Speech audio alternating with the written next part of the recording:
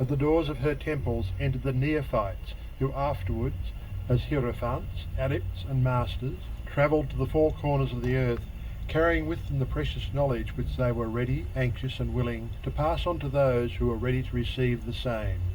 All students of the occult recognise the debt that they owe to these venerable masters of that ancient land. But amongst these great masters of ancient Egypt, there once dwelt one of whom masters hailed as the Master of Masters. This man, if man indeed he was, dwelt in Egypt in the earliest days. He was known as Hermes Trismegistus. He was the father of the occult wisdom, the founder of astrology, the discoverer of alchemy. The details of his life story are lost to history owing to the lapse of the years, though several of the ancient countries disputed with each other in their claims to the honour of having furnished his birthplace, and this thousands of years ago.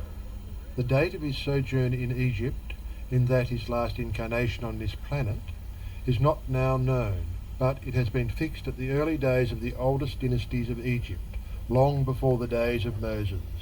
The best authorities regard him as a contemporary of Abraham, and some of the Jewish traditions go so far as to claim that Abraham acquired a portion of his mystic knowledge from Hermes himself. As the years rolled by after his passing from this plane of life, tradition recording that he lived 300 years in the flesh, the Egyptians deified Hermes and made him one of their gods, under the name of Thoth. Years after, the people of ancient Greece also made him one of their many gods, calling him Hermes, the god of wisdom. The Egyptians revered his memory for many centuries, yes, tens of centuries, calling him the scribe of the gods, and bestowing upon him distinctively his ancient title Trismegistus, which means the thrice great, the great great, the greatest great, etc. In all the ancient lands, the name of Hermes Trismegistus was revered, the name being synonymous with the fount of wisdom. Even to this day, we use the term hermetic in the sense of secret, sealed so that nothing can escape, etc. And this by reason of the fact that the followers of Hermes always observed the principle of secrecy in their teachings.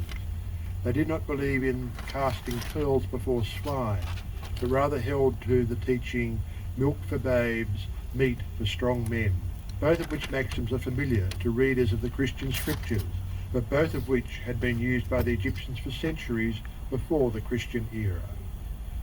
And this policy of careful dissemination of the truth has always characterized the Hermetics, even unto the present day. The Hermetic teachings are to be found in all lands, among all religions, but never identified with